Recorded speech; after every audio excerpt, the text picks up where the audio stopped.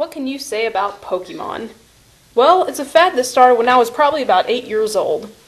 People, made fun of it. People still make fun of it, saying it's a kid's game and all that. Or is it really a kid's game? Do you guys even remember playing it at a young age? I started noticing things in it recently. They're a little uneasy and kind of scary at some times. But what are these parts? Well, I'm glad you asked.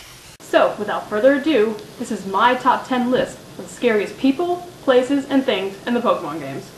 Number 10. Team Rocket.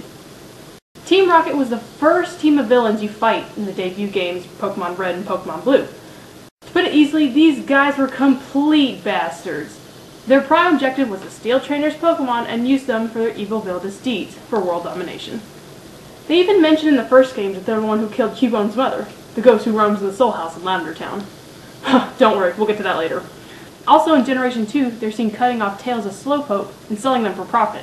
Not only are they an evil crime group, but their prime leader is the most powerful gym leader in Kanto, Giovanni. Which makes sense, because he uses his power as the most powerful gym leader in Kanto to steal and poach rare Pokemon. Wealth, money, crime lord, underground, stuff like that. All along the scary factor, the fact is you're playing a 10-year-old kid.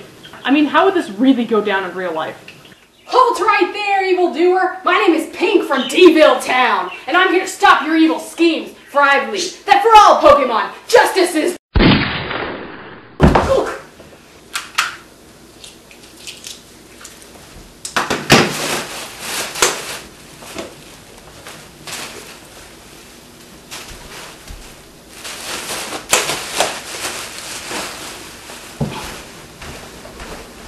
Number 9.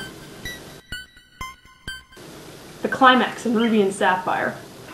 In Pokemon Ruby and Pokemon Sapphire, depending on which one you got, something uneasy happened at the climax of the game. If you had Ruby, the continental Pokemon Groudon was awakened upon his anger, makes the world very hot and dry. Same things with Sapphire, only the ocean Pokemon Kyogre makes the world under constant hurricane/tsunami watch. The freaky part is, anywhere you go in the Hoenn region, it's going to be either blazing hot or rain everywhere.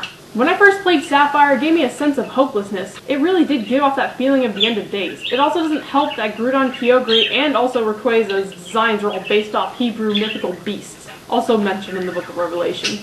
I didn't know what to do, and even though it was just a game, I knew one thing. I had to make it stop. Don't give up hope! Number 8. The Unknown in the Ruins of Alph. There's not much to say about this one. The Unknown are ancient Pokemon that are found in the ruins of Alph in the Johto region. They are all the same species, but each one is shaped like a different letter of the alphabet, A to Z. The features became a trend among players using them to spell out things in their names and party. But the freaky part! These little guys aren't as bad in the games as they are what people make them to be, which is why I ranked them pretty low in the countdown. They became a very popular element in Pokemon creepypastas, i.e. Lost Silver, or Lavender Town's Hidden Frequencies. Besides the fact that people make them out to be lifeless, emotionless, tiny beasts, there is one feature that is a little creepy in the game. If you go to the ruins of Alph and turn on the radio, there's a new station that's labeled as a bunch of question marks. When you play it, there are sounds that are short and downright weird.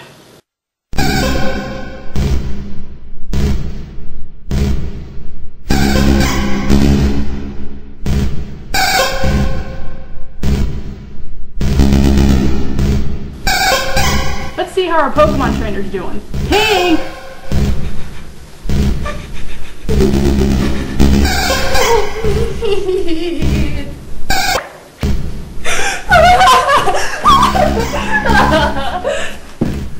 Number 7.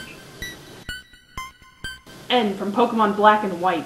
Oh my god, where do I start on this guy? Well, first of all, let me say, he's fucking creepy! Oh, shut up, fangirls! To start off, this character is the lead of the new criminal group Team Plasma. Their prime objective is to liberate Pokemon from their trainers. So, practically, he's a Pokemon hippie. And I don't have a problem with his ideals or anything, it's that face. There's no life in his eyes! That's right, this man has Bishonen superiority. What? Don't know what that is? I'm glad you asked. Put it simply, Bishonen superiority states that a man can get away with anything as long as he's good looking, i.e. Jake Gyllenhaal. I wish I could rape somebody and get away with it. The point is, this man can kill, sexually assault, or even destroy a planet, but it's okay because he's so sexy. There's even this weird part where you guys are on a Ferris wheel together, which I didn't want to do, but the game made me. As he talks to you, I felt myself scooting away from the empty void next to me. It's so beautiful up here, isn't it? Huh? Yeah, sure. Pink, I am the true leader of Team Plasma. I am their king. Really? That's not surprising at all. I will liberate all Pokemon from their masters, including yours, Pink. Sure, yeah. Can we speed up the ride, please? That's how much of an impact he was. Oh, and yeah, I know he's supposedly a troubled child, and I'm sorry, spoiler alert, it was raised that way so he could be manipulated more easily. But all I see, a really eerie, hollow, creepy show of a spaced-out man-child. Next up, number 6. Arceus at Sinjoh. Throughout all the generations of Pokemon, Game Freak continues to come up with ways that the Pokemon universe was made.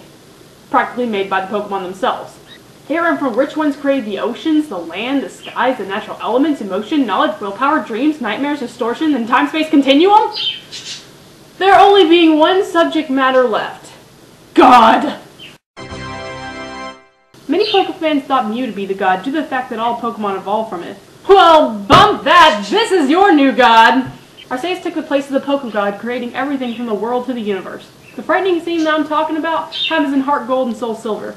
You can only get Arceus through an event or key item in Diamond, Pearl, and Platinum. Upon transferring over to Gold and Silver Remake and taking it to the ruins of Alph, something indescribable happens. You're taken to a place called Sinjoh, which is supposedly the void between the regions of Sinnoh and Johto. You're met by the Sinnoh champion Cynthia, and she tells you that your Arceus trusts you enough to show you a glimpse of his true power. Basically, the imagery of it's very similar to the scene in the Indiana Jones and the Kingdom of the Crystal Skull.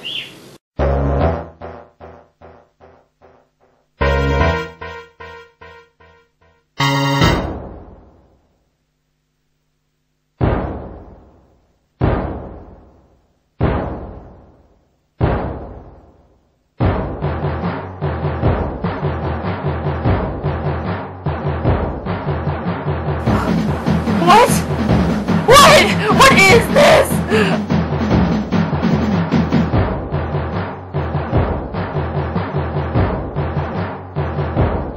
Why? Why are you doing this to me? What are you showing me this for?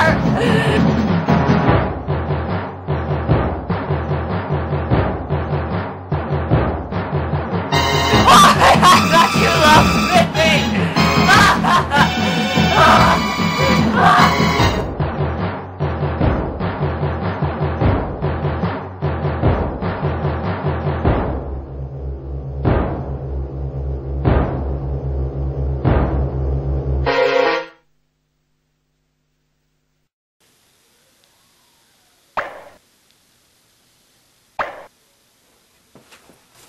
What is going on?